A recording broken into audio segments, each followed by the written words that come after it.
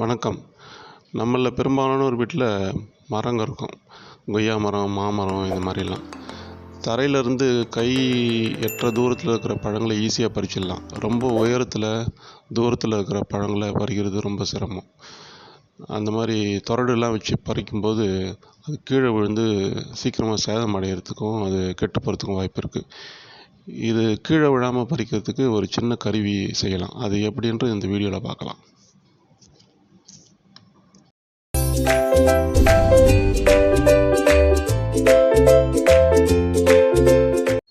அந்த டூலை செய்கிறதுக்கு நான் 3 இன்ச் டயாமீட்டர் உள்ள ஒரு பிவிசி பைப்பு 1 ஃபீட்டு லென்த்தில் எடுத்திருக்கேன்.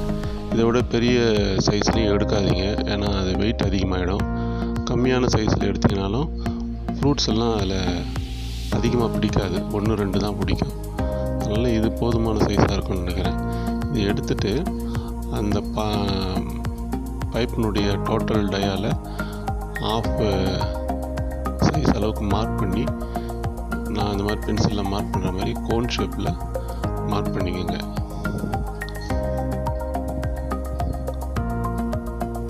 எதுக்காக அந்த கோன் ஷேப் பண்ணுறதை நீங்கள் கொஞ்ச நேரத்தில் புரிஞ்சுக்குவீங்க. இந்த மாதிரி கோன் ஷேப்பில் மார்க் பண்ணிக்கோங்க. இதை நான் ஆங்கிள் கிரைண்டர் வச்சு கட் பண்ணுறேன். உங்கள்கிட்ட இந்த டூல்லாம் இல்லைனாக்கா ஆக்ஸா ஃப்ரேமு, ஆக்ஸா பிளேடு வச்சு கூட கட் பண்ணலாம். இந்த மாதிரி டூல்லாம் யூஸ் பண்ணும்போது ரொம்ப கேர்ஃபுல்லாக யூஸ் பண்ணணும். கையெல்லாம் வெட்டிக்கிறதுக்குலாம் வாய்ப்பு இருக்குது. டேஞ்சரஸான டூலு பார்த்து யூஸ் பண்ணணும். ஸோ இந்த மாதிரி கட் பண்ணிக்கோங்க.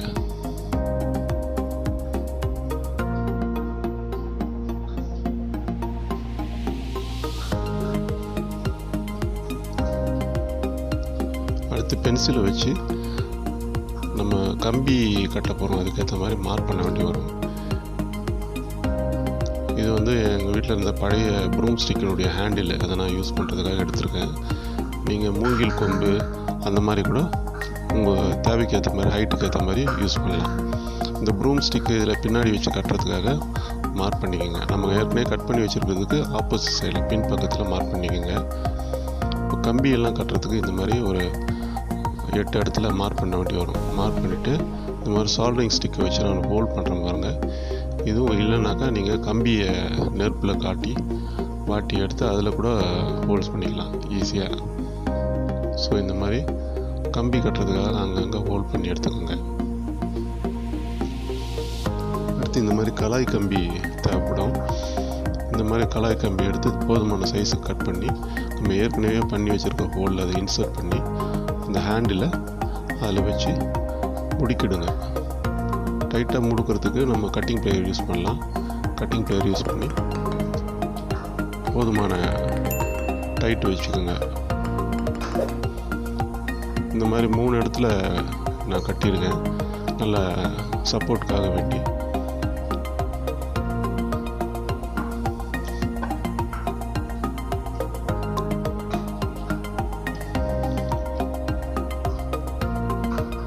அவ்வளோதான். இப்போ டைட்டாக கட்டியாச்சு.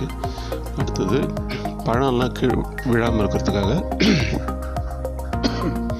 இந்த மாதிரி கம்பியை கீழே வலை மாதிரி கட்ட போகிறோம். இது 8 இடத்துல ஏற்கனவே ஹோல்ட் பண்ணியிருக்கேன். ஸோ ஆப்போசிட்டில் இந்த மாதிரி கம்பி கொடுத்து கட் பண்ணி எடுத்துக்கோங்க. கட் பண்ணி எடுத்து அதை இன்சர்ட் பண்ணி நல்லா மடக்கி டைட் பண்ணி வச்சுக்கோங்க.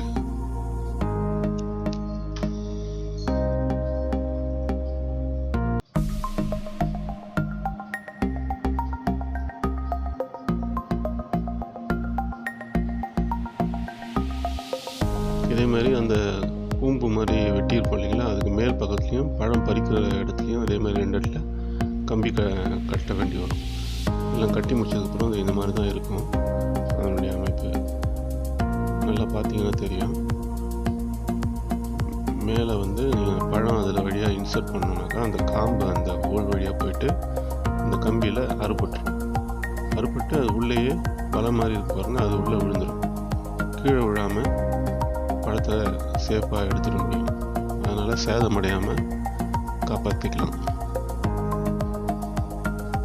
இப்போ இதை வச்சு பழம் எப்படி பறிக்கிறதுன்னு பார்க்கலாம். இப்போ கிட்ட இருக்கிற பழம்லாம் நம்ம கையாலேயே பறிச்சிடுவோம். ஸோ தூரத்தில் இருக்கிற பழம்லாம் வெட்டாது. ஸோ இதுக்கு தான் இந்த சின்ன டூலை நம்ம யூஸ் பண்ண போகிறோம். இப்போ நான் அந்த ப்ரூம் ஸ்டிக்கில் எனக்கு வந்து ஹைட் அட்ஜஸ்ட் பண்ணுற மாதிரி வசதி இருக்குது. ஸோ நான் என்ன பண்ணுறேன், அந்த த்ரெட்டை லூஸ் பண்ணி எனக்கு ஃபுல் லென்த்துக்கும் நான் இன்க்ரீஸ் பண்ணிக்கிறேன்.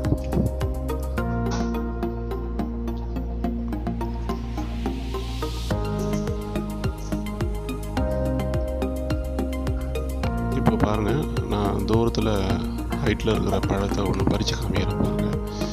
ஸோ அந்த பழம் வந்து அந்த கட் பண்ணியிருப்போம் இல்லைங்களா, அந்த ஹோல் உள்ள பழத்தை இன்சர்ட் பண்ணிவிட்டு இழுத்தோம்னாக்கா அதில் மாட்டிக்கிட்டு அந்த காம்பு அறுப்பட்டு உள்ளேயே பழம் வந்துடும்.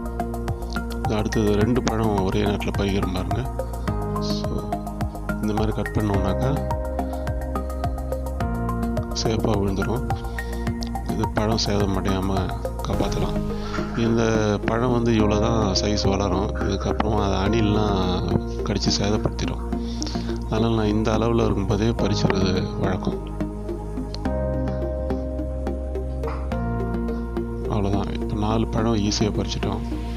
இதை வந்து கையால் கூட எடுக்க வேண்டாம், அப்படியே நம்ம பாத்திரத்தில் கொட்டிடலாம். இதே மாதிரி நமக்கு எந்தெந்த பழம்லாம் பறிக்கணுமோ அதை பறிச்சிடலாம். ஏதாவது பழம் பறிக்கும்போது பக்கத்தில் இருக்கிற பழம் லூஸாக இருந்ததுனாக்கா அது கீழே விடுறதுக்கு வாய்ப்பு இருக்குது. அதை அவாய்ட் பண்ண முடியாது. இந்த மாதிரி இந்த டூலை ஈஸியாக பயன்படுத்த முடியும். இந்த வீடியோ உங்களுக்கு பயனுள்ளதாக இருந்ததுனாக்கா தயவுசெய்து லைக் பண்ணுங்கள், கமெண்ட் பண்ணுங்கள், உங்களுக்கு தெரிஞ்சவங்களுக்கெல்லாம் ஃபார்வர்ட் பண்ணுங்கள், சப்ஸ்கிரைப் பண்ண மறந்துடாதீங்க. இன்னொரு வீடியோவில் சந்திக்கலாம். தேங்க்யூ.